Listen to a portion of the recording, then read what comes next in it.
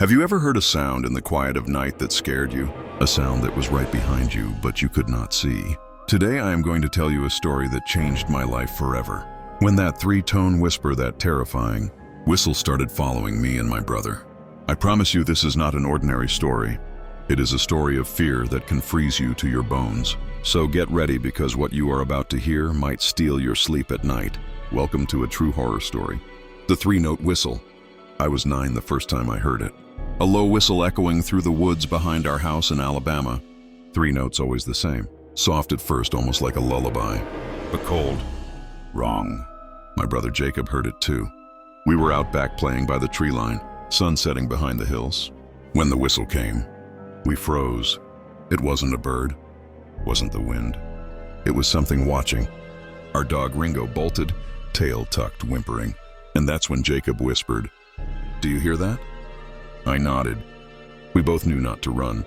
We just walked backwards, slow, measuring every step until the back porch light hit our faces. We never told Mom, never told Dad. They wouldn't believe us. We barely believed it ourselves. But the whistle came again, night after night, closer every time, sometimes from the woods, sometimes from the cornfield, once right outside my window, and always the same. 3 notes. Low, slow, like it was trying to remember a song it had forgotten. One night, Jacob got brave. He stood on the porch with a baseball bat, told me he was going to scare it off. But when the whistling started, he dropped the bat and ran inside, face pale like a ghost. He said, "It has no eyes. It just stands there, smiling." That's when we started locking every door, every window. We stopped playing outside, stopped sleeping with the lights off. But it didn't stop. We thought we left it behind when we moved after Dad died. New town, new house, no woods, no fields. But last week, on my walk home from work, in a crowded street downtown, I heard it again. 3 notes. Low, slow, closer than ever. The night it came back, I didn't sleep. Kept the lights on, kept the curtains closed, kept the window locked, even though it was summer and the room felt like an oven. But around 2 a.m., something tapped the glass. Not a knock, a tap, like a fingernail testing the strength of the pain. I didn't move, just stared at the ceiling, holding my breath, counting the seconds, hoping it was the wind. Then it whistled. 3 notes. Soft, slow, like it was right behind the glass. I sat up, hands shaking, pulled the curtain back just enough to peek. Nothing. No one. Just the empty backyard bathed in yellow porch light. I waited there until morning, barely blinking. Next day, I asked the neighbor if she'd heard anything. She looked at me strange, then said, "You mean the man on your roof?" I froze, asked what she meant. And she said, "Last night I went out for a smoke. Saw someone crouching on your roof, just sitting there, still as a gargoyle, head tilted like he was listening for something." I laughed it off, but inside I was screaming. That night I borrowed a ladder, climbed onto the roof myself before sunset. Nothing there. No footprints. No sign of anyone. But I stayed after dark. Waited. Watched. And then I saw him, just across the street, standing under the broken street lamp. Not moving. Not blinking. Just smiling. And then he whistled. 3 notes. Low. Slow. But this time, they were answered. From behind me. From my own roof. I didn't sleep again, not even for a second. Every creak of the floorboards felt like footsteps. Every gust of wind sounded like that whistle. I told myself I imagined it. That fear was making things up. But the next morning, I found muddy footprints on the roof, leading straight to my window. I tried to tell my dad.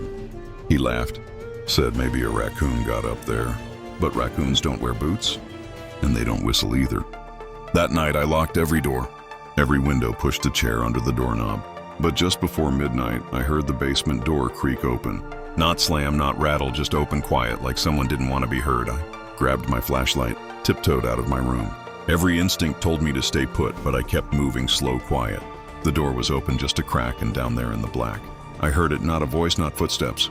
A tune, 3 slow whistles echoing up from the dark, followed by something else, scraping, dragging like nails along cement. I should have run, I should have screamed, but I just stood there, frozen, and then something moved fast toward the stairs. Toward me, I slammed the door shut, locked it, pushed the heavy cabinet in front of it. But even then, on the other side, I heard it. 3 notes soft, slow, closer than ever, and then it said my name.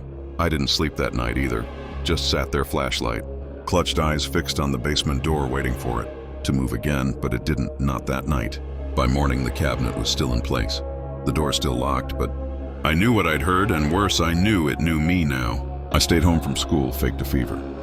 My dad didn't argue, he left for work. Said he'd be back late by noon. The house felt different, quieter, like it was holding its breath. Even the clock seemed to tick slower around. 3 p.m., I heard it again. Not the whistle this time, a voice, but not from the basement, from the wall, just behind the living room. Bookshelf, a soft whisper like someone speaking through layers of dust and plaster. It said, "Let me out then again. You locked me in." I didn't answer, just stared at the wall, hard hammering, trying to convince myself it was old pipes or wind, but then it laughed, low, broken, like it hadn't laughed in years. I backed away, ran to the kitchen, grabbed the biggest knife I could find, and that's when I noticed a small wooden carving on the floor, just outside the basement door. It hadn't been there before, a small figure with no face, hands over its mouth as if it were whistling. I picked it up, and underneath, scratched into the floorboards, were the words, "You heard me, now I'm coming." That night I locked every window, every door pushed, furniture against the basement entrance, and sat with the knife under my pillow. No lights on, no flashlight, just silence.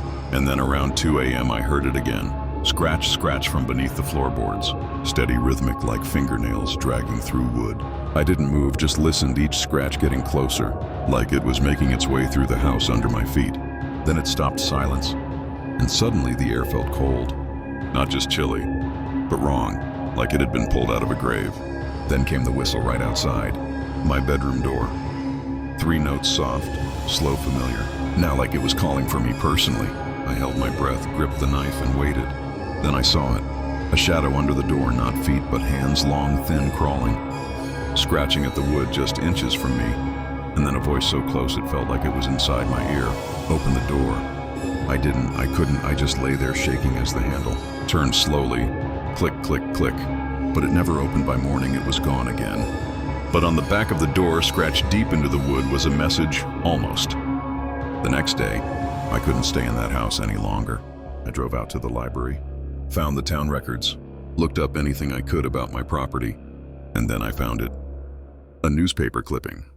Faded, torn, but the headline was clear. "Local family found dead in basement fire, 1979. I read on.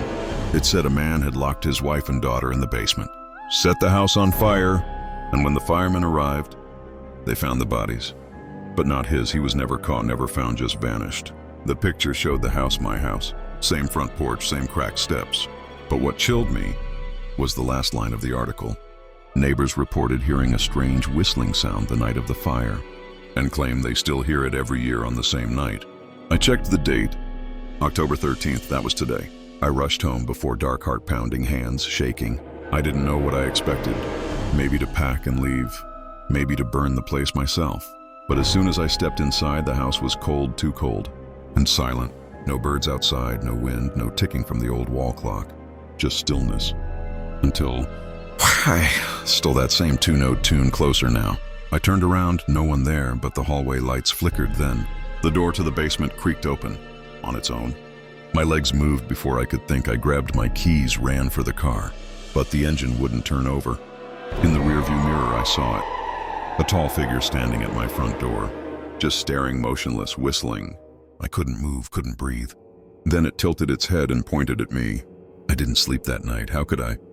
Every sound felt like a whisper, every shadow like a hand reaching. I sat in the living room, lights on, phone in hand, ready to call someone. Anyone. But there was no signal, no power, no way out. At midnight, the whistling started again, this time inside the house. I froze. It came from the kitchen, then the hallway, then the stairs. Closer, closer, closer, then silence. I stood barefoot on the cold floor, sweat dripping, eyes wide. From the hallway, a voice, faint, raspy, childlike. "Can I come in now?" I didn't answer. I couldn't. My heart was pounding so loud I thought it would give me away. I backed toward the front door slowly, quietly. Then a soft knock. Not on the front door, not even the hallway, but from the basement, 3 knocks, rhythmic patient. Then that voice again, calm, whispering through the floorboards. You promised you'd let me in. I ran, flung open the front door. Outside the wind was still, but something was wrong. The road was gone, just trees on all sides. My house no longer stood on the street. I knew it was somewhere else, someplace it controlled. I stepped outside, but there was no outside. Just woods, dense, endless, unnatural. The trees didn't move with the wind, they pulsed like they were breathing. I turned to go back in, but the house was gone. Not vanished, just different. Smaller, older, rotting. Like it had been abandoned for decades. And from the trees that whistle again, closer, stronger. Then a shadow moving between trunks, too tall, too thin, jerking. With each step like it was learning to walk. I backed away, but the ground beneath me gave and I fell, down into the dark.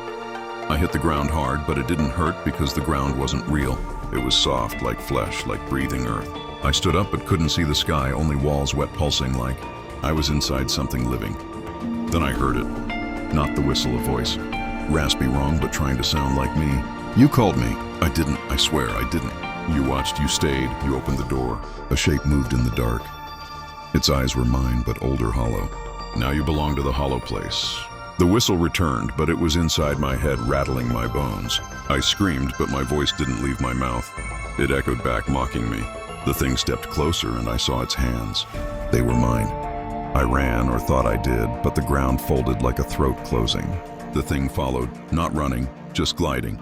Its smile was stitched, its face cracked. But behind the cracks, I saw people. Faces I knew, my mother, my brother, all whispering, all whistling. You brought them here too. My knees gave out, the floor swallowed me. I was in the house again, but different photos on the wall, all of me, but not me. Each one a little more wrong, a little more him. The mirror showed nothing. I had no reflection, only a shadow behind me that waved. The whistle began again, so loud it felt like my skull would burst. And then silence, total pure silence, until a knock at the front door.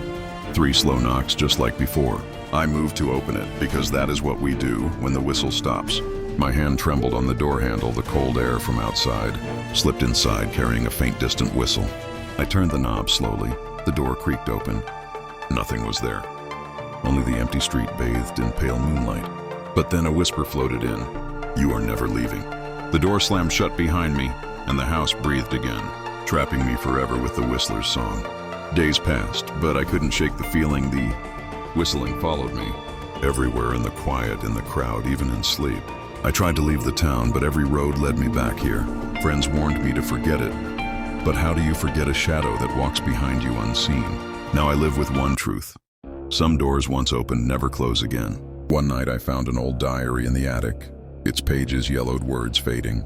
It told of a man lost to the whistle, a curse passed down, through generations binding, souls to this place forever. I realized then I wasn't just hearing the whistle, I was part of its story now. And the whistle, it wasn't a sound, it was a warning. My heart was pounding in my chest as I clutched the diary tight. The eerie whistle echoed all around me, growing louder with every step. I dashed down the creaking stairs, shadows twisting on the walls. Reaching the front door, my hands fumbled desperately with the lock. Cold night air slammed into me the moment I burst outside. I didn't look back, just ran through the empty street, the silence pressing in. But deep inside, I knew this nightmare was far from over.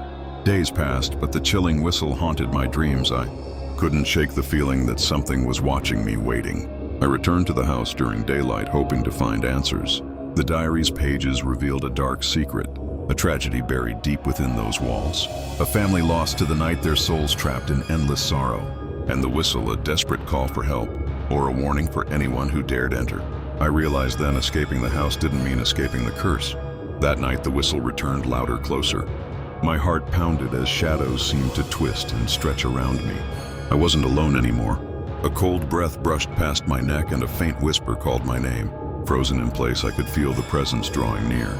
The house's sorrow wasn't just a story, it was alive, and it wanted me to stay forever. As dawn approached, I stumbled toward the door, but the whispers grew urgent, pleading, warning me not to leave. The walls seemed to close in shadows. Reaching for my soul, a chilling voice echoed, "Stay or become part of us." Fear gripped me, but I knew I had to escape with one last burst of strength. I broke free into the morning light, never looking back. The sun rose, fully casting warm light over the haunted house. I stood outside, heart pounding, the nightmare finally behind me. Though I escaped that place, the memory lingers. A silent warning etched deep within my mind. Some doors should never be opened, some secrets never disturbed, and some whispers are better left unheard. The end. This story has now come to an end. If you enjoyed it and want to hear more thrilling and interesting horror stories, then don't forget to subscribe, like and share my channel. Thank you for watching my video.